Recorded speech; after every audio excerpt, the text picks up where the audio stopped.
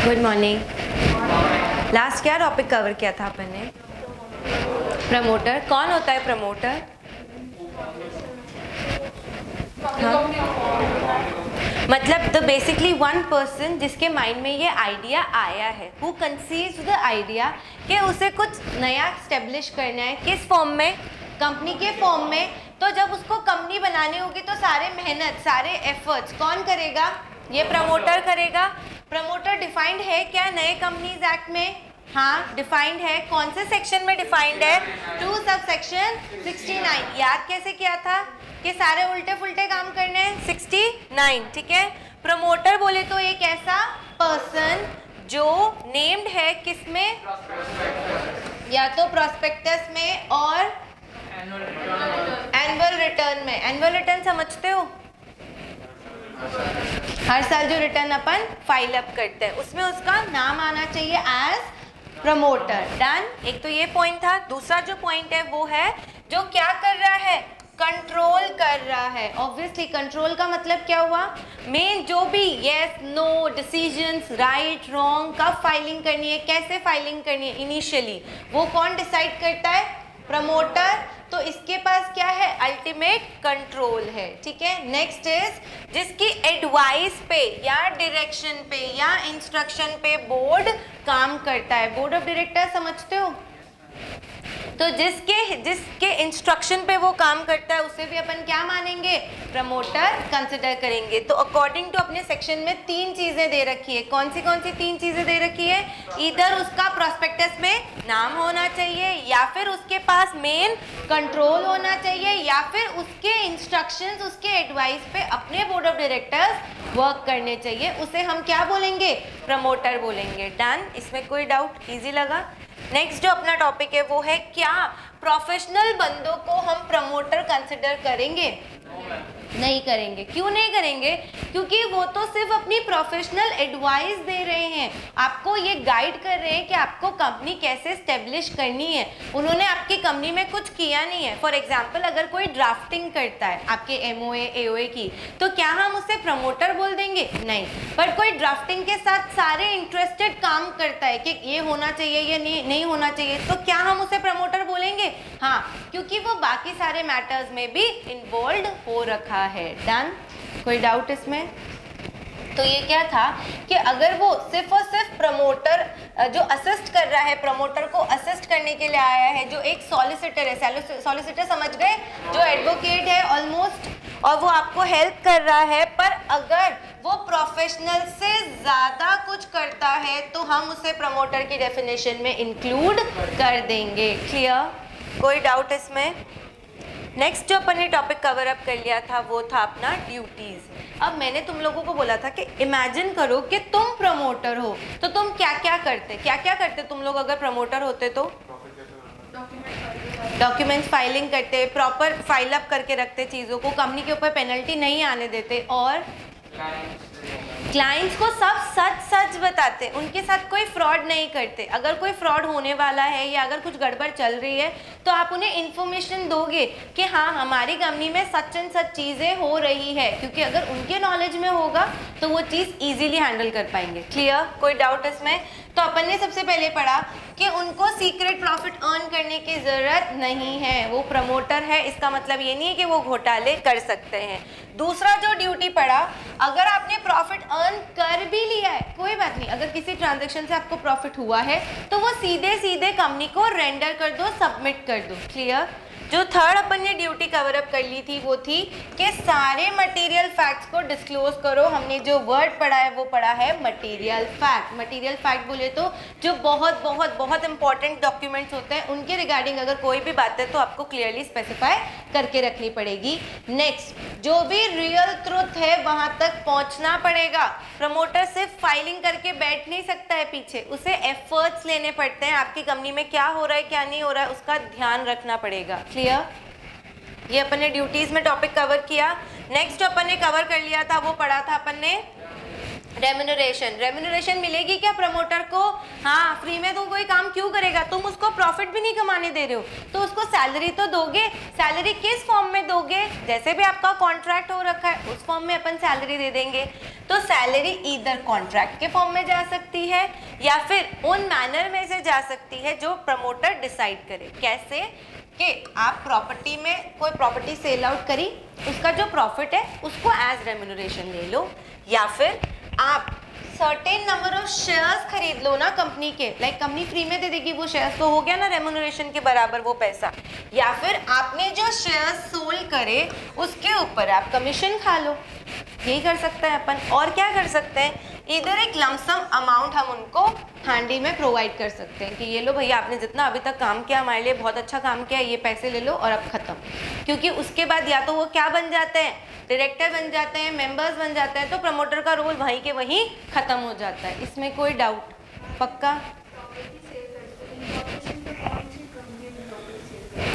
क्यों नहीं करेगी? सपोज करो उसके पास बहुत बड़ी प्रॉपर्टी है जो उसने कंपनी के लिए खरीदी थी, बट इनिशियली उसको उतनी बड़ी प्रॉपर्टी की ज़रूरत नहीं है, उसने अपनी हाफ प्रॉपर्टी को सेल आउट कर दिया प्रॉफिट पे। सपोज मैं प्रमोटर हूँ, मेरे पास एक बड़ी सी प्रॉपर्टी 1000-2000 गज की प्रॉपर्टी पड़ी थी, उसमें से मुझे सिर्फ 1000 एकड़ ही काम आने वाला था, ठीक है। तो जो बाकी 1000 था उसको मैंने सेल आउट कर दिया प्रॉफिट पे, ताकि मेरी कंपनी का जो भी खर्चा होने वाला है ना, मैं उसको, इनकॉर्पोरेशन में भी तो खर्चा लगने वाला है, तो वो खर्चे के लिए भी तो मुझे एक बार पैसा चाहिए। अब ऐसा तो है नहीं कि आज मैंने कंपनी का सोचा है तो आज के आज मुझे मेंबर्स मिल जाएंगे इन्वेस्ट करने के लिए, नहीं मिलेंगे ना। तो पहले इनिशियली तो आपको खुद को इन्वेस्ट करना पड़ेगा, तो वो जो इन्वेस्टमेंट है वो मेरी किसी प्रॉपर्टी को बेच के भी तो कर सकती हूँ। तो उसमें जो प्रॉफिट आ रहा है ना, उस प्रॉफिट का कुछ हिस्सा मैं रख सकती हूँ। लाइक मैंने ऐसा कॉन्ट्रैक्ट ही कर रखा है कि जो भी मैं प्रॉपर्टी सेल आउट करूंगी, सपोज करो मैंने 1000 रुपये में कोई प्रॉपर्टी खरीदी थी, आज उसके भाव 2000 रुपये हो गए, मतलब मुझे डायरेक्ट 1000 रुपये का बेनिफिट हो रहा है एक उस पर। अब ये जो 1000 रुपये का बेनिफिट हो रहा है, इसमें मैंने बोल दिया कि कंपनी के 50% मैं एक्सपेंडिचर में लगाऊंगी और 50% मैं अपनी सैलरी के फॉर्म में लूंगी। तो अब ये जो 50% मुझे मिला, सपोज करो मैंने ऐसे 10 बेचा, ठीक है, तो उसके बेस पे जो मुझे 10,000 रुपये मिलेंगे वो प्योरली मेरी रेम्यूनरेशन हो गई। क्लियर? तो किस फॉर्म में अपन सैलरी दे सकते हैं? कॉन्ट्रैक्ट के फॉर्म में दे सकते हैं। मैनर क्या क्या होंगे सैलरी देने के? या तो प्रॉपर्टी सेल करके उसका प्रॉफिट दे दो, या फिर शेयर्स दे दो, या फिर शेयर्स जो बेचे उसका कमीशन दे दो, या फिर एक लमसम अमाउंट पे ऑफ कर दो। क्लियर? फिर उसके बाद अपन ने ये टॉपिक भी कवर कर लिया था कि दो चीज़ें होती है, या तो company minimum number of members के बेस पे हो सकती है या लाइबिलिटी के बेस पे हो सकती है। मेंबर्स के बेस पे भी अपन ने बेसिक दो तरह की कंपनी पढ़ी है। कौन सी? Private company and public company. Private company में और कौन सी कंपनी पढ़ी? 1 पर्सन कंपनी, है ना। 1 पर्सन कंपनी में कितना मेंबर होना जरूरी है? नॉमिनी कितना होना जरूरी है? 1। पब्लिक कंपनी में कितने लोग होने चाहिए? 7। प्राइवेट कंपनी में मैक्सिमम कितने हो सकते हैं? बोलोगे तो नहीं। अब सपोज करो आपके 7 नंबर या 2 नंबर या 1 नंबर इतने मिनिमम होने की जरूरत है। नेक्स्ट आता है लाइबिलिटी के बेस पे कंपनी 3 तरह की होती है, लिमिटेड बाय या फिर। अब अगर इन केस आपके पास मेंबर्स की लिमिट कम हो जाए, मिनिमम से भी कम हो जाए, तो क्या करेंगे? 6 मंथ हम उनको कुछ टाइम देंगे कि ऐसा तो है नहीं कि कल के कल वो कोई मेंबर खड़ा कर सकता है। हमने उनको कितना टाइम दिया? 6 महीने। एक अच्छा खासा टाइम दे दिया है कि आप कोई मेंबर ले आओ। अगर वो अभी भी नहीं लेकर आ पाता है तो हम क्या करेंगे? वाइंड अप तो करेंगे, उनको पर्सनली लाइबल कर देंगे ताकि ऐसा कोई फ्रॉड ना करे। सी, अगर मेरे ऊपर एक पेनल्टी होगी, एक बर्डन होगा, तो मैं उस चीज़ को करने की पूरी कोशिश करूंगी, और वो चीज़ नहीं होगी तो मैं फटाफट उसके लिए एफर्ट्स लेना चालू कर दूंगी। लाइक मुझे 6 महीने में कोई दूसरा कैंडिडेट नहीं मिला तो मैं वाइंडिंग अप के लिए डाल दूंगी, करेक्ट। पर अगर ऐसा नहीं हुआ, अगर सपोज करो ये पेनल्टी नहीं होती, तो मेरे को क्या फ़र्क पड़ रहा था? फ्रॉड जो होता वो तो लोगों के साथ होता, मुझे तो कोई फ़र्क पड़ता नहीं, क्योंकि मुझे तो कंपनी की शील्ड मिल जाती। इसीलिए ये क्लॉज डाल दिया गया कि अगर मिनिमम नंबर से कम हो चुका है तो आपके पास सिर्फ और सिर्फ 6 महीने का टाइम है। अगर आप उस 6 महीने में उसको नहीं करेक्ट कर पाते हो तो आपको लाइबल किया जाएगा पर्सनली जितना भी अमाउंट होता है पूरे डेट के लिए। समझ आया? मतलब यहाँ पर हमने कोई भी लिमिट को एप्लीकेबल नहीं किया है। अगर आपकी कंपनी लिमिटेड थी तब भी वो लिमिट्स आपके ऊपर अब एप्लीकेबल नहीं होगी। क्लियर? कोई डाउट इसमें? पक्का?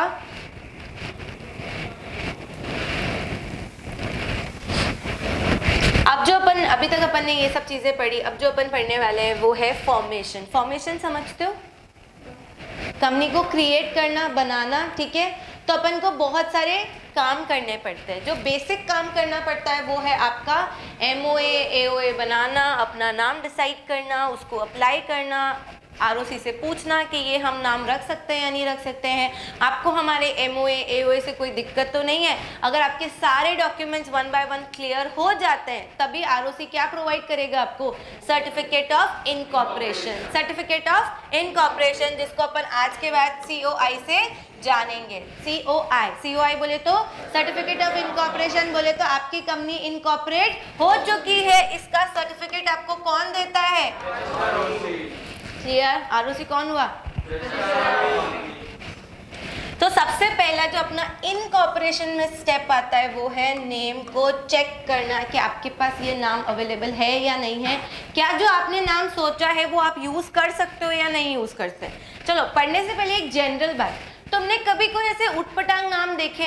कंपनी के कोई उटपटांग नाम हो, क्या ऐसा अलाउड होता है क्या? जैसे गधा एंड कंपनी, कभी सुना है?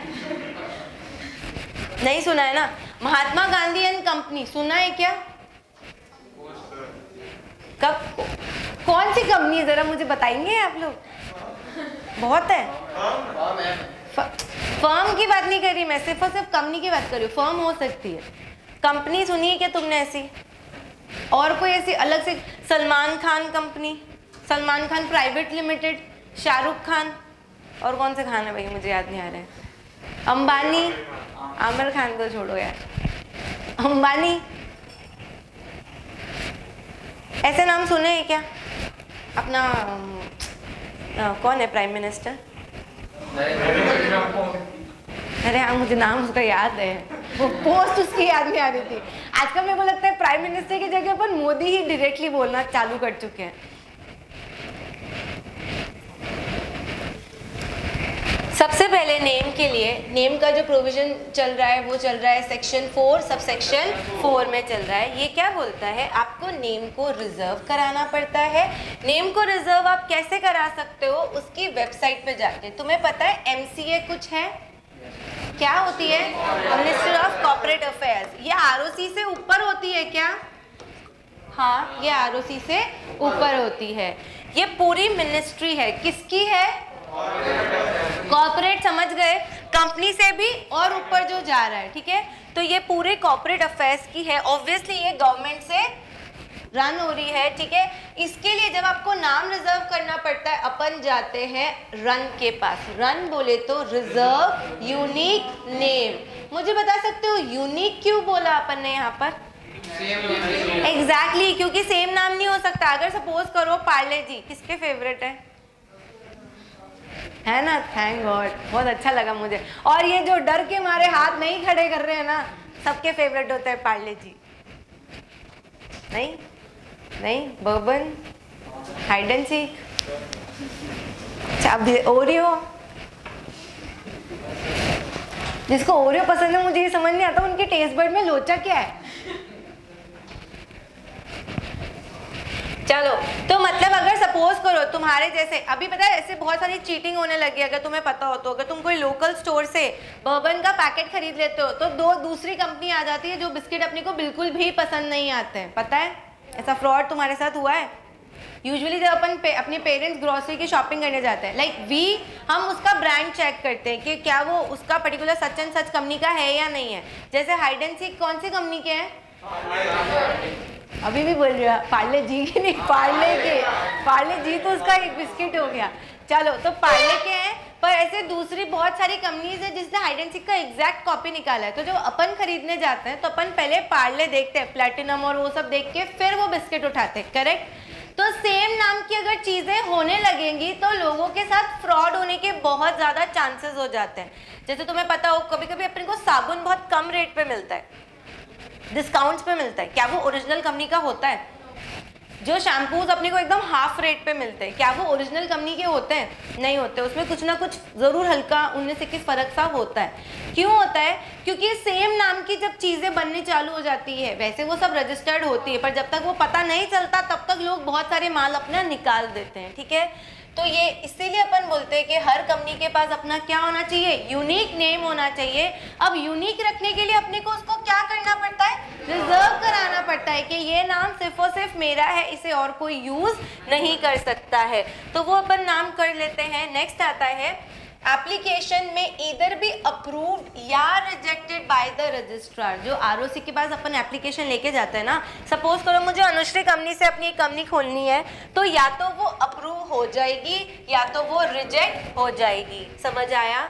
कौन करता है? आरओसी में भी जो सेंट्रल रजिस्ट्रेशन सेंटर है ना, वो सेंट्रल क्यों आया यहाँ पे?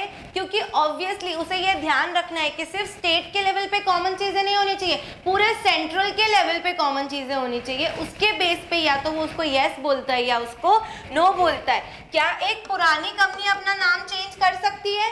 हाँ, पुरानी कंपनी भी अपना नाम चेंज कर सकती है। वो यही बोल रहा है सेकंड प्रोविजन कि अगर आपको आपकी जो पुरानी कंपनी उसका भी अगर आपको नाम चेंज करना है तो वो भी अलाउड है। ठीक है, इसमें कोई डाउट? अपन किसके पास जाते हैं? रन के पास जाते हैं और एमसीए की साइट पे अप्लाई करते हैं कि किस तरीके से अपने को चेंजेस करने हैं।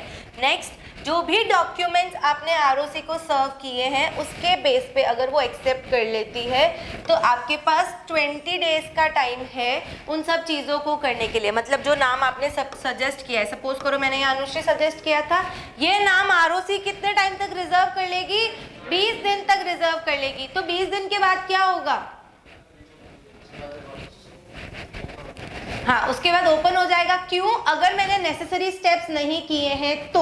समझ रहे हो? सपोज करो उसने मेरे को बोला कि आपका ये नाम हो गया, अब उसके नाम पे ना तो मैंने कोई बिल छपवाया ना ही मैंने कोई बोर्ड वोर्ड लगवाया, तो ये तो गलत हो जाएगा। मैं तो उस नाम को यूज ही नहीं कर रही, खाली फोकट लेके रख दिया है, तो ऐसा अलाउ नहीं होता है। आपके पास 20 दिन का टाइम है बाकी सारी रिक्वायरमेंट्स को पूरा करने के लिए। अगर आपने कर दिया है तो वो फाइनली आपको अलॉट हो चुका है। 20 दिन कब से? जब से आपको अप्रूवल मिला है ना कि यस ये नाम आपके पास अवेलेबल है, तब से आपके पास कितने दिन है? 20 डेज। ये प्रोविजन कौन सी के लिए? नई कंपनी के लिए। लाइक जो फर्स्ट जब मैंने अपना नाम सजेस्ट किया था तब। अब अगर सपोज करो कोई एग्जिस्टिंग कंपनी है उसको अपना नाम चेंज करना है तो उसके पास 60 दिन का टाइम है। देखो पुरानी कंपनी के पास ऑलरेडी वर्कलोड बहुत ज़्यादा है तो हम उसको थोड़ा ज़्यादा दिन दे देंगे। हम उसको कितने दिन दे देंगे? 60 डेज का। Concept clear? कोई इसमें डाउट? तो आपके पास 2 डेट्स है, कौन सी 20 डेज और 60 डेज। 20 डेज किसके लिए है? न्यू कंपनी के लिए, और एग्जिस्टिंग कंपनी के लिए 60 डेज है। इसलिए ऐसे याद कर लेना कि हमें उसमें थोड़ा ज़्यादा काम करने पड़ते हैं, इसलिए हमको डेज भी थोड़े ज़्यादा मिल रहे हैं। क्लियर? कोई डाउट इसमें? पक्का? अब जो मैंने इन्फॉर्मेशन दी थी, अगर वो इन्फॉर्मेशन फ्रॉड है, फर्जी है, तो क्या कर सकता है? आरओसी कुछ कर सकता है क्या? हाँ, एक्शन ले सकता है। एक्शन में वो अपने ऊपर पेनल्टी चार्ज कर देगा।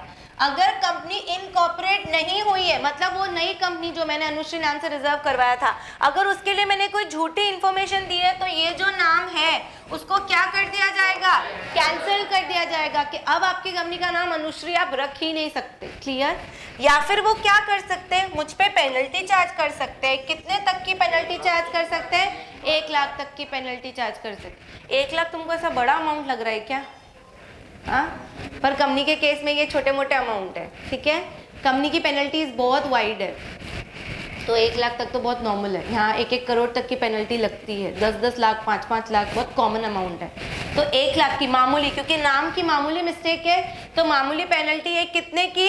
1 लाख तक की, या फिर आपका नाम ही कैंसिल कर दिया जाएगा। इसमें कोई डाउट? ये तो वो कंपनी है जो अभी तक इनकॉर्पोरेट नहीं हुई है। अब वो कंपनी जिसको इनकॉर्पोरेशन हो चुका है, अब उसके लिए पहले हम उन्हें अपॉर्चुनिटी ऑफ बीइंग हर्ड जरूर देंगे, मतलब सुनने, उनकी बात सुनने का एक मौका उन्हें दिया जाएगा। उसके बाद हम क्या करेंगे, इधर वो डायरेक्ट कर सकते हैं कि आपको अपना नाम 3 महीने के अंदर अंदर चेंज करना है वाया पासिंग ऑर्डिनरी रिजोल्यूशन।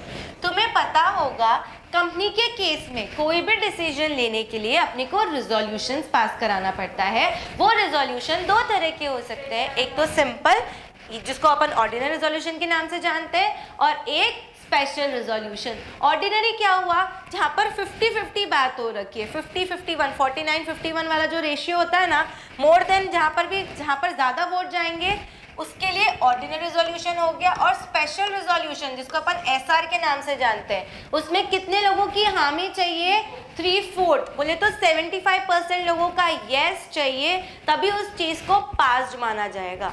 इस सिचुएशन में क्योंकि ये तो कंपल्सरी चेंज है, इसलिए यहाँ पर ऑर्डिनरी रिजोल्यूशन वर्क कर सकता है। उसने बोला है कि अगर आपका नाम कोई भी फॉल्स इंफॉर्मेशन पे आपने रिजर्व कराया है तो आरओसी आपका नाम एक बार अपने को अपॉर्चुनिटी देकर हटा सकती है।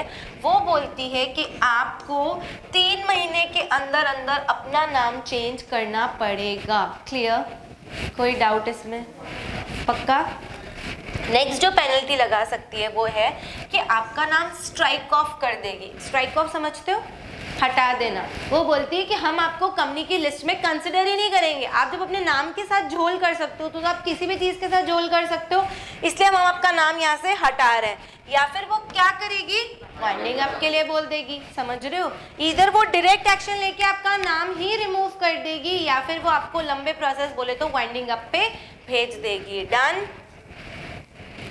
कोई डाउट इसमें? अब बच्चों जैसी बातें आ रही है। ये क्या बोलता है कि अगर आपका नाम अनडिजायरेबल है, कब कब? एम्बलम्स एंड नेम्स एक्ट सुना है? एक पूरा एक्ट है एम्बलम्स एंड नेम एक्ट के नाम से, जो आपको ये बताता है कि आप किस तरीके के नाम रख सकते हो। जैसे मैंने तुम्हें बताया, कोई भी अब्यूजिव नेम नहीं हो सकता है, कोई भी ऐसा नेम नहीं हो सकता है जो किसी को इंसल्ट करते हुए हो। तो वो सब चीज़ें कहाँ मेंशन है? एम्बलम्स एंड नेम एक्ट में स्पेसिफाइड है। डन? जो अनडिजायरेबल नेम अपन नहीं रख सकते किसी भी कंडीशन पे। इसमें कोई डाउट है? पक्का? तो अभी तक जो अपन ने पढ़ा वो अपन ने पढ़ा कि नई कंपनी को किसके पास जाना पड़ता है, एमसीए की साइट पे, और रन के पास अपना नाम रिजर्व कराना पड़ता है। ये जो नाम रिजर्व होगा ये 20 या 60 दिन के लिए रिजर्व हो सकता है। अगर इसमें आपने कोई फ्रॉड किया है तो क्या करेंगे, 1 लाख तक की पेनल्टी नई कंपनी के लिए लगा सकते हैं। और दूसरी साइड क्या कर सकते हैं अपन, स्ट्राइक ऑफ कर सकते हैं, वाइंडिंग अप के लिए भेज सकते हैं, और ऑर्डिनरी रिजोल्यूशन करके 3 महीने के अंदर अंदर नाम को चेंज करा सकते हैं। डन? कोई डाउट? इसके अलावा नेम्स एंड एम्बलम्स एक्ट को अपन को फॉलो करना पड़ता है। नेक्स्ट है, क्या किसी यूज्ड ट्रेडमार्क को अपन अपना नाम सेट कर सकते हैं क्या? जैसे कि रिलायंस, प्रॉपर उसका कलर्स का लोगो ले लो, है ना, वो पंख, मोर पंख, है ना, क्या अपन उसको अपनी किसी चीज़ में यूज़ कर सकते हैं? नहीं कर सकते है ना। क्यों? क्योंकि वो ऑलरेडी रजिस्टर्ड है। आप रजिस्टर्ड चीज़ों को, जो ऑलरेडी स्टेब्लिश चीज़ें हैं, उनको आप यूज़ नहीं कर सकते हो। तो ये यही बोलता है कि जो रजिस्टर्ड से यूज्ड है या जो प्रॉपर्टी चल रहा है वो आप यूज़ नहीं कर सकते हो जब तक आपको ओनर कंसेंट ना दे दे। अगर सपोज करो जो कलर्स वाला ही है मेन, वही अपने कोई दूसरे प्रोडक्ट्स लेकर आना चाह रहा है, तो क्या वो अपना लोगो यूज कर सकता है? हाँ, उसका खुद का है ना, तो वो आगे कहीं भी यूज कर सकता है। Concept clear? मतलब अपन लोग यूज नहीं कर सकते अनटिल एंड अनलेस अपने पास परमिशन हो। नेक्स्ट है, क्या कोई, हाँ, पुरानी कंपनी अगर नाम चेंज कर लेगी तो उसका नाम वो पुराना वाला फ्री हो जाएगा। पहले उसके लिए भी अपने को पूछना पड़ता है। नाम जब पुराना होता है ना, तब भी अपने को परमिशन कुछ साल वेट करना पड़ता है, क्योंकि वो तो स्टेब्लिश ब्रांड हो गई। अब उस ब्रांड के लिए लोग उल्लू बन जाएंगे ना, तो उल्लू बनाने के रोकने के लिए आपको कुछ साल तक रुकना पड़ता है। वो अपन पढ़ते हैं कॉपीराइट, ट्रेडमार्क, पेटेंट इन एक्ट्स के अंदर। सपोज करो कोई गाना है, कोई राइटर है ना, ये भी तो हो सकता है कि सपोज किसी ने गाना गाया, उसने बहुत मेहनत से उसको कंपोज वगैरह किया है, उसका उसमें आर्ट जुड़ा हुआ है। अब ये अगर उसने कॉपीराइट करा रखा है ना, तब उसको उसके मरने के 60 साल तक भी उसको कोई यूज़ नहीं कर सकता है, ऐसा प्रोविज़न है उसके अंदर। ठीक है, अगर आपको यूज़ करना है तो जैसे अभी अभी अपना एकदम लाइव एग्जांपल दे दूं तुमको, पद्मावत मूवी आई थी, पद्मावती पे क्वेश्चन मार्क आ रहे थे, मर तो वो कभी गए थे, अब लोगों को क्या दिक्कत हो रही है? क्योंकि जो चीज़ पेटेंट, ट्रेडमार्क, ऐसे कोई इंपॉर्टेंट चीज़ें होती हैं, उनके लिए आपको कुछ साल तक रुकना पड़ता है और उसके बाद भी उनके लीगल हायर से परमिशन लेनी पड़ती है। तो जो पद्मावत वाले में जो सीन क्रिएट कर रहे थे वो लोग कौन थे? उनके तो लीगल वो सक्सेसर्स वगैरह थे जो ये बोल रहे थे कि नहीं, हमारे कम्युनिटी में ऐसा कुछ नहीं होता है। क्लियर? तो ऐसा ही सेम कंपनी के लिए भी लागू होता है कि अगर कोई नाम है जो काफ़ी टाइम से चलता आ रहा है और अगर सर्टेनली किसी ने अपना चेंज कर दिया, इट्स ओके। अगर आपको वो भी यूज़ करना है तो या तो कुछ साल वेट करना पड़ेगा या उसके बराबर उनको अमाउंट पे ऑफ करना पड़ेगा, जिसको अपन है ना क्या बोलते हैं, रॉयल्टी वगैरह जो बोलते हैं ना, कि आपको किसी चीज़ को यूज़ करना है तो आपको रॉयल्टी या ऐसा अमाउंट पे ऑफ करना है, वो आपको करना पड़ेगा। ठीक है? हाँ, नहीं अलाउ नहीं होता है किसी भी चीज़। जैसे अपन हाइड एंड सीक की बात करें तो हाइड एंड सीक अलग से लिखा होता है, पार्ले अलग से लिखा होता है, तो ये दोनों ही चीज़ें क्या है, यूज़ आप नहीं कर सकते हो। अब वो जो यूज़ कर रहे हैं वो तो घोटाला कर रहे हैं ना, तभी तो अपन वो उसको उठा लेते हैं सही रेट देख के। तुम्हें पता है यूजुअली उन्हीं बिस्किट्स पे ऑफर चल रहा होता है, लाइक हाइड एंड सीक के से बड़े बड़े पैकेट्स होता है। आई डोंट नो इफ तुम लोगों ने ऐसा देखा है नहीं देखा है, बट हाँ ऐसा होता है कि अपन जब ग्रोसरी शॉपिंग करने जाते हैं तो वहाँ पर एक बड़े बड़े ऐसे हाइड एंड सीक के पैकेट्स होते हैं, वो पार्ले कंपनी के नहीं है, बट अपन उन्हें रैंडमली उठा लेते हैं क्योंकि वो एकदम सेम दिखते हैं, जब तक अपन उसका नाम ना पढ़े कि वो कौन सी कंपनी के।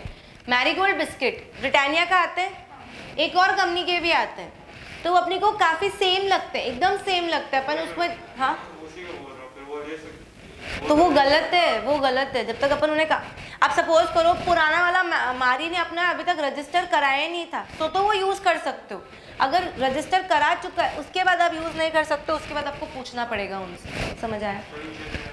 स्पेलिंग बताती हूँ, देखो क्या, अगर कंपनी तुम पे केस कर दे तब तो वो चीज़ हो जाती है। अगर कंपनी को कुछ फ़र्क ही नहीं पड़ रहा है, आप सपोज करो मैं मेन कंपनी हूँ, मुझे पता ही नहीं है कि तुमने ऐसा ऐसा कुछ कर रखा है, क्योंकि कंपनी तक ये बातें जाती भी नहीं है। कंपनी बहुत छोटी सी नहीं होती, कंपनी बहुत बड़े लेवल पे काम कर रही होती है, उन्हें इतनी चीज़ों से कोई फ़र्क भी नहीं पड़ रहा होता है। तो अगर मुझे पता चल जाए तो मैं तुम पे केस करूँगी ना। तुमने जब अपना नाम रजिस्टर कराया, क्योंकि मेरा नाम रजिस्टर्ड नहीं था, तो उसको कंपनी आरओसी को कोई सपने थोड़ी आएंगे कि ऐसा कुछ चल रहा है या ये चीज़ बहुत फेमस है। ठीक है? क्योंकि ऐसे तो हज़ारों चीज़ें बहुत फेमस है। जैसे कि एक कॉमन नाम देती हूँ, सोनू। तुम्हें पता है सोनू एक मतलब ऐसा ब्रांड है काइंड ऑफ। ठीक है? अब उसमें है ना जोधपुर में भी 5-7 तरह के सोनू हैं। अपने को नहीं पता चलता है कि ओरिजिनल सोनू कौन है, क्योंकि किसी ने भी रजिस्टर करवाया ही नहीं है, तो सब अपने अपने मज़े ले रहे हैं। चौधरी नमकीन भी जोधपुर में 2 है, पता है? कोई है तो नहीं ना तुम में से ओनर हो तो बता देना। ठीक है? तो सच्ची स्टोरी बता पाऊंगी। ओके, तो जो भी है लाइक जो चतुर्भुज भी सिटी में 2 है, आमने सामने 3 है। क्या बात कर रहे हो? क्या देखा? एक बात देखो, खाने के एग्जाम्पल दिए ना, सारे क्लास की आवाज़ निकली और इतनी देर से सब चुप शांत। ठीक है? तो मुझे ऐसा लगा ना कि मिठाई पसंद है, तो मैं ऐसे एग्जाम्पल दूंगी। Okay, what's your name? संयम। संयम ने इतना भयंकर लुक दिया ना कि मुझे फ्लैशबैक में जाना पड़ा। सॉरी संयम, हो जाता है मेरे से, मेरे को जेन्युइनली नाम और शक्ल नहीं याद रहती है। क्या है? सुनाई आया मुझे। चलो, तो यही है कि वो जो है ना, अगर वो रजिस्टर्ड होता, अगर सपोज करो वो जो मेन पेटी वाले हैं जो रजिस्टर करा लेते हैं अपने गुलाब जामुन को, तब तो क्या होता है, ये जो बाकी लोग हैं ना उन पे पेनल्टी चार्ज कर सकते थे। सपोज वो, क्योंकि वो एक ही खानदान के हैं, है ना, खानदान तो उनका एक ही है ना। Anyone from Chaturbhuj? No no.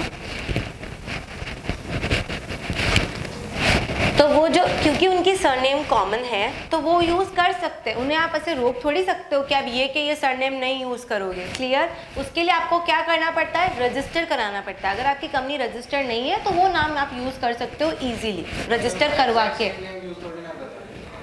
कौन? वो अपना आगे एकदम नेम चेंज कर रहा है, रेस्टोरेंट कर रहा है, स्वीट होम कर रहा है। ऐसे हो रहा है क्या? मुझे तो पता ही नहीं है। तो एक काम करना, कल सबके एक एक सैंपल लेकर आना डब्बों के साथ।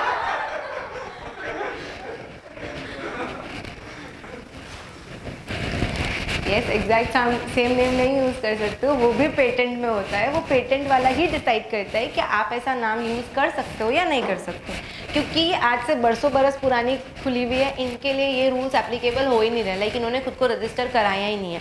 तो जो इनकम टैक्स वगैरह में भी ये लोग जहाँ रजिस्टर्ड है वहाँ पर इतना उनको अलाउड है। देखो कोई भी गवर्नमेंट डिपार्टमेंट है ना, दूसरे गवर्नमेंट डिपार्टमेंट से ऐसे नहीं इन्वॉल्व करेगा। क्यों करेगा? उसको क्या मतलब है? उसको तो अपनी कमाई से मतलब है। इनकम टैक्स वाला कभी कंपनीज एक्ट में घोचा करेगा क्या? उसको सिर्फ अपना एक्ट पता है, क्योंकि उन्होंने वहाँ उस डिपार्टमेंट में उतना ही पढ़ा है। तुम सीए वालों को सब चीज़ें पढ़ाई जाती है और सीएस वालों को उससे भी ज़्यादा चीज़ें पढ़ाई जाती है। तुम इंटेलिजेंट बच्चे हो, खुद की काबिलियत पे शक कैसे कर सकते हो? तुम्हें खुशी होनी चाहिए कि तुमने इतना डिफिकल्ट प्रोफेशन चूज किया है ना? संयम में एक्चुअली बहुत संयम है। इस तरह मास नीचे किया। ऑफेंसिव मैंने तुम्हें बता दिया, सपोज सच एंड सच, कोई भी आप ऑफेंसिव वर्ड्स, अब्यूजिव वर्ड्स, इन सबको आप कंपनी में रजिस्टर नहीं करा सकते हो। आरओसी ऐसी चीज़ों को एक्सेप्ट नहीं करेगा। जैसे अगर वो आइडेंटिकल है, कोई एलएलपी चल रही है, उस एलएलपी से आपका नाम मिलता जुलता है, अपन नाम रख सकते हैं क्या?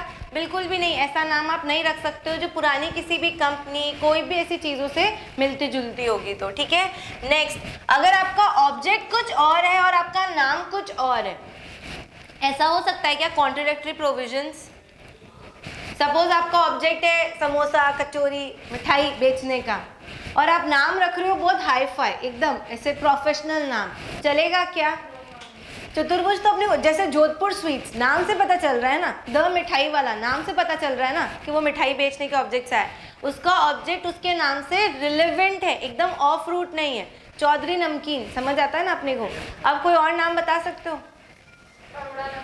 अरे आप सपोज करो गुलाब हलवे वाला नमकीन कचौरी बेचने लगे तो तुम्हें समझ आएगा क्या?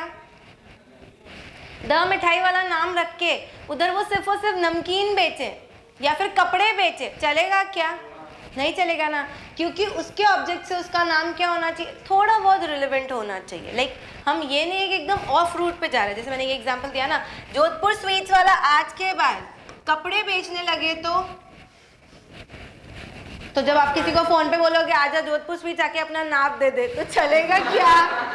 नहीं ना, मतलब ये सुनने में भी बहुत अजीब लग रहा है ना। एग्जैक्टली ऐसा नाम आपको अलाउड नहीं होता है। Next is financial activity. Financial activity समझते हो? बैंक्स, चिट फंड्स, इन सब से रिलेटेड जो चीज़ें होती है। तो ऑब्वियसली अगर आपको ये सब चीज़ें करनी है, आपका मेन ऑब्जेक्ट ये है, तो आपके नाम के पीछे ये सारे वर्ड्स आने की ज़रूरत है, तभी तो लोगों को समझ आएगा कि ये एक फिनेंशियल एक्टिविटी से डील करती हुई कंपनी है। तो उनको नाम यूज़ करने के लिए भी पहले आपको लोगों से परमिशन लेनी पड़ती है। सपोज मुझे मेरी कंपनी के पीछे बैंक लगाना है, तो मुझे कौन से एक्ट को फॉलो करना पड़ेगा? समझ रहे हो? तुम खुद से ही तो बता रहे हो। मतलब जो रिलेवेंट एक्ट होगा आपको उसको फॉलो करना पड़ेगा। डन? अगर कोई एक ऐसी कंपनी है जिसका मेन काम फाइनेंसिंग और इन सब का है, तो वो तभी यूज़ कर सकती है जब उसको अलाउ होगा तब। जैसे कि अगर आपको यूज़ करना है बैंक या फिर एक्सचेंज वर्ड, तो आपको नो ऑब्जेक्शन एनओसी लेना पड़ेगा। एनओसी किससे लेना पड़ेगा? ऑब्वियसली आरबीआई से। और अगर आपको एक्सचेंज समझते हो? शेयर मार्केट का काम, तो शेयर मार्केट का बॉस कौन हो रखा है? सेबी। तो आपको सेबी से पूछना पड़ेगा, सिंपल इज दैट। इसमें कोई डाउट? 100%। तो अभी तक अपन ने क्या कवर किया कि आप नेम में क्या क्या नहीं रख सकते जो किसी से मिलता जुलता आइडेंटिकल है, जो रजिस्टर्ड ट्रेडमार्क से डील कर रहा है, जो क्या है अब्यूजिव या ऑफेंसिव मैनर में है, उसे आप यूज़ नहीं कर सकते। जो एलएलपी से रिलेटेड है उसे आप यूज़ नहीं कर सकते। आपके ऑब्जेक्ट से रिलेटिव नाम होना चाहिए, एकदम ऑफ रूट नेम आप नहीं रख सकते हो। डन? और अगर आपको कोई फाइनेंशियल, हाँ, चिटफंड वैलिड नहीं है क्या? चिटफंड अगर कोई चिटफंड का काम होता है वो भी, अरे तो उस पर भी अपन आगे और चिटफंड वाला भी पढ़ेंगे, सबसे लास्ट में ब्लॉक के वो। Next is abbreviation. अब अगर वो रिजेंबल कर रहा है कोई पॉपुलर एलएलपी से या कंपनी से उसका, तो वो भी आप नहीं कर सकते हो। एब्रीवेशन मतलब शॉर्ट फॉर्म भी आप यूज़ नहीं कर सकते हो। जैसे कि कोई कंपनी बता, तो मैं तो वॉचेस की कंपनी बताना। अरे और ऊपर, थोड़ा ऊपर। ये तो सब लोकल हो गई। और सीके क्या इतनी लोकल कंपनी बताई है आपने? तो एक काम करना, कल तुम मुझे लाके दे देना, मैं तो कॉमन चीजें ही पहनना पसंद करती हूँ। सीके है और कोई ब्रांड्स बता दो ना यार, जो तुम्हें दूसरी अच्छी नायाब ब्रांड्स पता हो, जिसके शॉर्ट फॉर्म भी अपन बोलते हैं। टॉमी, हाँ एलपी, अरे हाय मुझे तो पता ही नहीं था। और डीके है ना। तो सपोज करो अगर मैं ऐसे कोई शॉर्ट फॉर्म यूज करने लग जाऊं जो दूसरी कंपनी से बहुत ज्यादा मिलते जुलते हैं, तब भी तो मेरा इंटेंशन फ्रॉड करने का ही है। तो क्या मैं ऐसा यूज कर सकती हूँ? बिल्कुल भी नहीं, ठीक है। अरे अच्छा, सीधे तो तुम ही पैदा हो रखे हो, ऐसा कुछ नहीं होता है, सबको पता होता है, ठीक है। एंड आरओसी आपको एक बार ज़रूर बोलती है, एक बार इन्फॉर्मेशन ज़रूर देती है कि ऐसी कंपनी नहीं क्रिएट हो सकती। यहाँ हमने ना ही बोल दिया, उसके बाद आपको थोड़े बहुत चेंजेस करने पड़ते हैं, ठीक है। नेक्स्ट आ जाओ, रिजेम्बलेंस विथ फॉरेन कंपनी या एलएलपी। अगर आपकी कंपनी का नाम कोई फॉरेन कंपनी से भी मिलता जुलता हो रखा है तो भी अलाउड नहीं है, अनटिल एंड अनलेस आप उससे किसी भी तरीके से एसोसिएटेड हो। तो एसोसिएट कैसे हो सकते हो आप? सब्सिडरी, होल्डिंग, इन सब से हो सकते हो ना, इसलिए आप उसके पीछे इंडिया या फॉरेन कंपनी का नाम, स्टेट यूज़ करके वो रेफरेंस दे सकते हो, ठीक है। इसमें कोई डाउट? जैसे गूगल, यहाँ पर भी गूगल के नाम से है ना, बस अपन ये बोल देते हैं कि इंडिया का हेड ऑफिस कहाँ पे है। सारी अच्छी कंपनीज है कहाँ पे? चले पहले मुंबई, कौन बोला? क्या क्या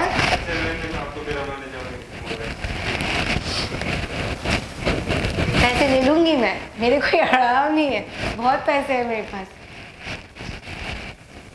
तुमको पैसे लेने हैं तो मैं बता देती हूँ अंबानी का एड्रेस। कोई मतलब पैसे लेने के लिए जाना चाहता ही नहीं है, हद करते हो यार। सेपरेट बिजनेस कॉन्स्टिट्यूशन और लीगल फॉर्म क्या? आपके घर पे मेरे घर पे आके मुझसे थोड़ी पैसा उधार मांगा है मैंने, आपके पास भी जाता है तो फालतू का देने के लिए थोड़ी है। अंबानी के बाद जिसके पास ज्यादा पैसा है वो मैं ही हूँ बस। तो अडानी क्या है? अब कल को कोई अडानी के अच्छे वारिस से अगर मैंने शादी कर ली तो सारा पैसा मेरे पास हुआ ना टेक्निकली। मैं दूर का सोचती हूँ, मैं दूर का सोचती हूँ। उसमें 50% होगा। बहुत टेक्निकल जा रहे हो तुम। देखो 50% तो ऐसा है, बाकी 50% कहीं और से भी वसूल सकती हूँ। वो कौन सी? हाँ कर सकती हो, प्लानिंग यही चल रही है मेरी। वो मूवी देखी है तुम लोगों ने, डॉली की, क्या था वो, डॉली डॉली करके कोई मूवी थी ना, अरे जिसमें वो बहुत सारी शादी करके फ्रॉड करती है। नहीं, बहुत पुराने साल में चले गए तुम। उसके बाद एक और आई थी डॉली वाली मूवी, उसमें भी वो बहुत सारी शादी करके पैसा हड़प लेती है सारा। तो ऐसा कर सकती हो। हाँ, माइंडसेट चल रहा है ऐसा। तो फिर इंडिया लेवल पे क्या क्या? इंडिया लेवल नहीं, तुमने क्या बोला? तब तो फिर आ ही सकते हैं। बिल्कुल आ सकते हैं। Don't under estimate the power of a common unmarried girl. हाँ, वो किसी का भी पैसा हड़प सकती है, ऐसा कुछ नहीं है। चलो, अगर आपकी कोई कंपनी है, ठीक है, एनी पार्ट जो एक कोई सेपरेट बिजनेस कोई रेफर कर रही है, तो वो आप यूज नहीं कर सकते हो, ठीक है। जैसे कि सपोज करो HUF तुम्हें पता है, तो या तो तुम कंपनी हो सकते हो या तो तुम HUF हो सकते हो, तुम दोनों तो एक साथ नहीं हो सकते ना। तो ऐसा बिजनेस आप नहीं कर सकते हो, ठीक है। जैसे कि कोई LLP है, पार्टनरशिप है, ऐसा कोई सोसाइटी है, तो फिर वो उसके अलग रूल्स है। जैसे कोऑपरेटिव सोसाइटी एक्ट अलग से है, तो उस पर वो एक्ट लागू होगा, आप उसे कंपनीज में इन्वॉल्व नहीं कर सकते हो, तो ऐसा नाम आपको अलाउड नहीं है। Next is the name including phrase electoral trust, ये अलाउड है अगर वो आप किस में करते हो, परमिशन लेके करते हो तो, और आपकी सेक्शन 8 कंपनी के अंडर आपने उसे फॉर्म किया है तो, क्योंकि इनके लिए सेक्शन 8 कंपनी में बहुत सारी लिबर्टीज मिल जाती है, इसीलिए उनको ये यूज़ करना अलाउड है। ठीक है, डन, इसमें कोई डाउट, ज़्यादा दिमाग नहीं लगाओगे, ऊपर से सारी चीज़ें वर्ड टू वर्ड तुम्हें पता होनी चाहिए। ठीक है, इंटरनल जाएंगे धीरे धीरे। अभी तुम पहले बेस याद करोगे। लॉ पढ़ने का तरीका क्या होता है, पहले तुम्हें बेस याद होना चाहिए। बेस याद करोगे, बुक एक बार पढ़ी, जब तुम बुक दूसरी बार पढ़ोगे तो थोड़ा डीप जाओगे, और फिर जब फाइनल रिवीजन करोगे तब पूरी डिटेल्स के साथ तुम्हें पॉइंट्स याद होने चाहिए। ठीक है, तो अभी हाँ, एक ट्रस्ट है जो बेसिकली इन्हीं कामों से जुड़ी हुई होती है। ठीक है,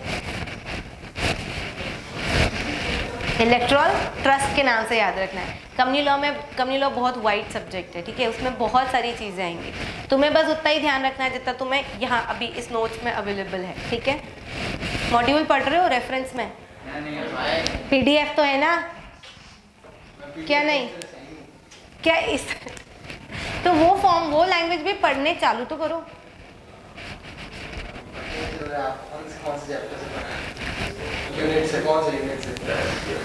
मैं कंपनीज हेड से ही पढ़ा रही हूँ और एग्जैक्ट वैसा के वैसा ही चल रहा है, सेम। आगे पीछे पेज इंडेक्स चेक कर लो, इंडेक्स में जो तुम्हें मिल जाए ना, जैसे ये टॉपिक हमने कवर कर लिया है तो वो टॉपिक रीड आउट करते रहो। इससे तुम्हारे जब जितना लॉ को तुम रीड करोगे ना, उतना लॉ की राइटिंग स्किल्स बढ़ती है, ये ध्यान रखना। और लॉ में तुम पास करने का एक ही तरीका है, जितना अच्छे से तुम लिख के आओगे ना, उतने तुम्हें नंबर मिलेंगे। ऐसा नहीं है कि बस पूरी स्टोरीज लिख कर आनी है, तुम्हें word to word, point to point लिख के आना, जिससे उसको ये पता चलेगा तुम्हें वो बात, मेन बात पता है। आगे पीछे का याद करके भी कोई सेंस नहीं बनता है, क्योंकि एग्जाम में हम उसका लिख भी नहीं पाते। तो वर्ड टू वर्ड जरूर याद करके आना है। ठीक है, नेक्स्ट इज, आप ये वर्ड कम्युनिटी एक्सचेंज भी यूज कर सकते हो अगर आपको फॉरवर्ड मार्केट से परमिशन मिल जाए तो। समझते हो, गोल्ड सिल्वर का जब अपन सट्टा करते हैं वो किस में आता है, कौन से डिपार्टमेंट में आता है, नहीं पता? वो सट्टेबाज, सट्टा तो पता है तुम्हें, कि वो भी बताऊं फ्रॉड करके एक, हाँ? तो इसमें पता है, प्याज, टमाटर, इन सब के लिए ऐसे सट्टे लगते हैं, रातों रात इनके भाव एकदम से बढ़ जाते हैं या एकदम से नीचे चले जाते हैं। तो ये जो चीज़ होती है उसको हम कम्युनिटी एक्सचेंज में वर्ड में कवर अप करते हैं। पहले अपन को फॉरवर्ड मार्केट से पूछना पड़ेगा, ये तुम फाइनल तक पढ़ लोगे कि पूरा मार्केट कैसे चलता है, क्या क्या चीज़ें हैं, क्या फॉर्मूलेज है, ये सब तुम्हारे कोर्स में आएंगे, तब तुम्हें पता चलेगा कि ये सब क्या चल रहा है। पर अगर आपको कम्युनिटी एक्सचेंज के बारे में पढ़ना है तो आपको कौन से मार्केट से परमिशन लेनी पड़ती है, फॉरवर्ड मार्केट कमीशन से परमिशन लेनी पड़ती है। अगर वो हाँ बोल दे तो आप अपने नाम के पीछे कम्युनिटी एक्सचेंज लगा सकते हो। ठीक है, डन। ब्रिटिश इंडिया करके कोई भी नाम आप यूज नहीं कर सकते हो। क्यों नहीं यूज कर सकते हैं? क्या अब मीमी मीमी खत्म हो गया तो जोर से बोलोगे। और कोई और लॉजिक है तुम्हारे पास? अपने को रूल किसने किया था? तो क्या आप अपन उनको, हाँ हाँ बिल्कुल, दिल पे एकदम ऐसे छुरा सा डाल देता है, इसलिए हमने एकदम इसको एक्सक्लूड कर दिया। अब मैं यहाँ तुम्हारी एक्स का नाम लेकर कोई कंपनी खोलूंगी तो रोना आएगा ना, तो थी नहीं तुम्हारी। पर हाँ सीरियसली, एक्स का नाम लेकर रोना आता है क्या एनीवन? नहीं, गुस्सा आता है।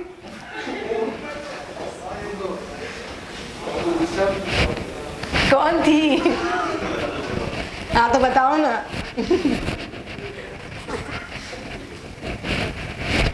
एम्बेसी, कॉन्सुलर कनेक्शन, ऐसा कोई नाम अगर अपन किसी एम्बेसी या उनसे जुड़े हुए हैं तो वो हम यूज नहीं कर सकते हैं। ठीक है, जो सीक्रेट काम होता है वो सीक्रेट ही रहता है, आप उनको ऐसे आउट नहीं कर सकते हो। नेक्स्ट आता है काउंसलर, मतलब जो काउंसिल करता है। ठीक है, जैसे जो बड़े बड़े एम्बेसी, पता है ये सब एक ही भाई बहन है। ठीक है, बता रही हूँ ना क्या होता है, बता रही हूँ। एम्बेसी पता है, रिप्रेजेंट करता है, जैसे इंडिया में बहुत सारे ऐसे लोग घूम रहे हैं जो बाहर को रिप्रेजेंट करते हैं, वो चुपचाप रहते हैं, वो सीक्रेट होते हैं, वो सीक्रेट मिशंस पे रहते हैं, ठीक है। तो ये सब जो लोग होते हैं ना, जो गवर्नमेंट डिपार्टमेंट से जुड़े हुए लोग हैं, बेसिकली हम उनके लिए कहना चाह रहे हैं कि अगर आपका कोई ऐसा फर्म, कंपनी या उनसे रिलेटेड, उनसे जुड़ा हुआ कोई नाम है, तो वो आप उस सेम तरह के कंपनी नाम को यूज़ नहीं कर सकते हो, ठीक है।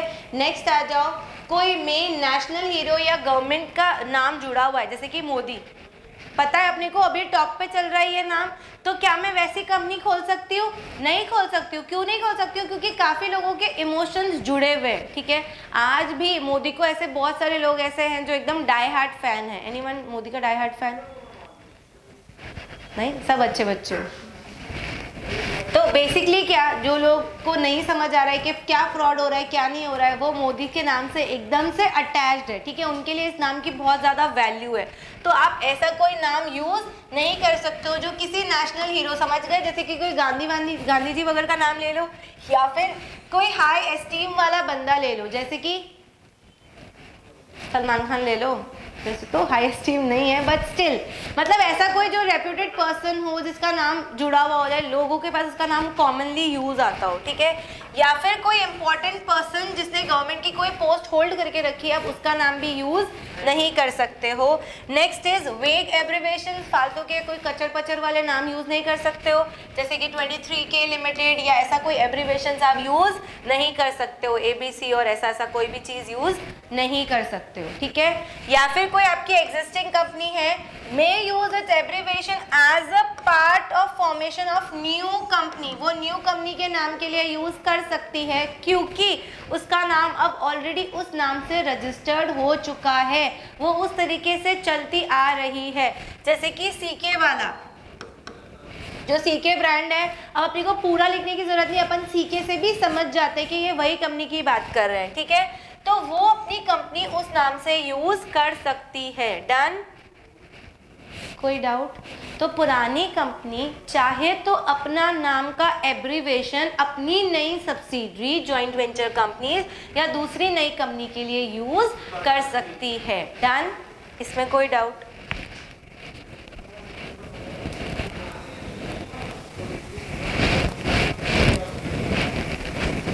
अगर आपका कोई ऐसा है जो पहले से कंपनी जो चल रही थी उनसे मिलता जुलता जो नाम था, अब वो कंपनी अगर बंद हो चुकी है तो क्या होगा?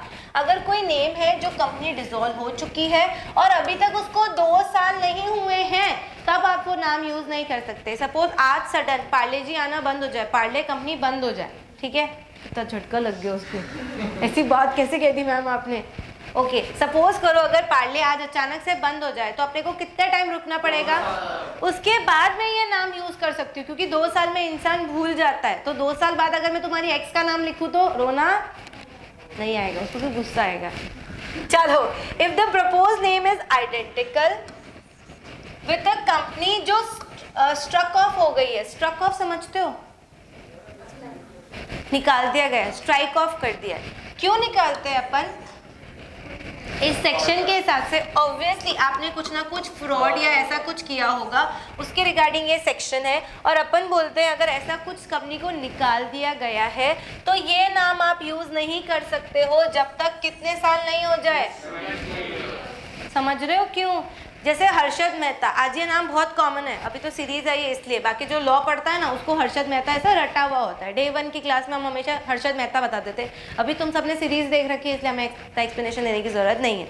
तो सबसे अच्छा जो घोटाला किया था ना एकदम अच्छे लेवल पे, वो किसने किया था? हर्षद मेहता ने किया था, राइट। तो वो जो कंपनी है वो तब तक नहीं आ सकती सेम नाम से जब तक कितने साल नहीं हो जाते? 20 साल नहीं हो जाते। जस्ट एक एग्जांपल दिया, ठीक है, क्योंकि हर्षद मेहता तुम सबको पता है।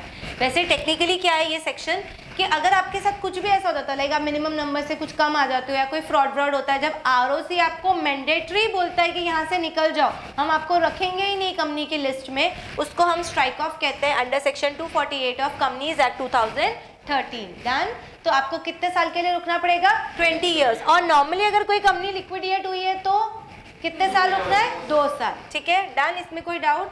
नेक्स्ट, अगर आपका LLP कोई था और वो अब हट चुकी है तो उसके हटने से कितने टाइम रुकना पड़ेगा? 5 साल। और अगर कोई चलती एलएलपी होगी तो वैसा नाम अपन रख सकते हैं क्या? वो तो वैसे भी नहीं रख सकते। पर कोई एलएलपी बंद हो गई है तो भी अपने को कितने साल रुकना पड़ेगा? 5 साल रुकना पड़ेगा। अगर आपको कोई, हाँ जी, कंपनी इतने बड़े लेवल पे बिजनेस करती है, उसके लिए 200, एलएलपी के लिए 5। एलएलपी में बहुत सारे मेंबर्स होते हैं। एलएलपी में अनलिमिटेड मेंबर्स हो सकते हैं। वो तो पब्लिक कंपनी होगी तो ना, प्राइवेट के लिए तो रिक्वायरमेंट है ना। तो ऐसे ही जैसे एलएलपी में लाइबिलिटी भी लिमिटेड होती है, तो अपन 5 साल इसलिए रुकते हैं क्योंकि है ना वाइंडिंग अप का केस, देखो टेक्निकली बताती हूँ क्या होता है। वाइंडिंग अप का केस खुल सकता है 5 साल तक, 5 साल का ही प्रोविजन होता है उसमें।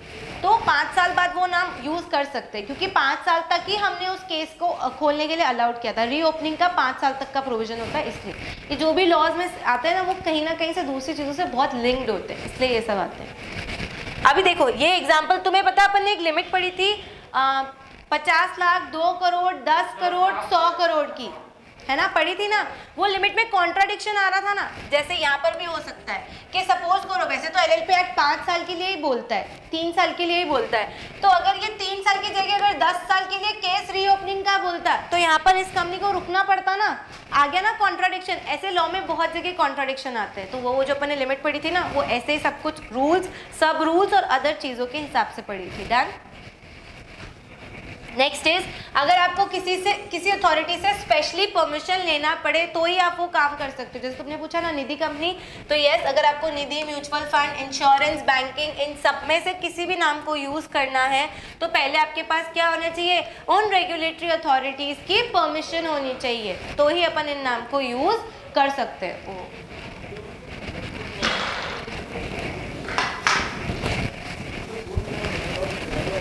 तो अभी अपन ने क्या क्या कवर अप किया आज? प्रमोटर्स क्या होता है? 2 सब सेक्शन 69 में उसकी डेफिनेशन है। इसके अलावा अपन ने क्या पढ़ा? रन करके है एमसीए की एक साइट है, उसको यूज करके अपन नाम को रिजर्व करते हैं। नाम रिजर्व करने के लिए अपने पास कितना टाइम है? 20 डेज और 60 डेज है। इसके अलावा कुछ नाम अपन यूज नहीं कर सकते हैं, वो जो रेस्ट्रिक्शंस है वो सब, ठीक है, कल रिवाइज करते हैं। वेलकम।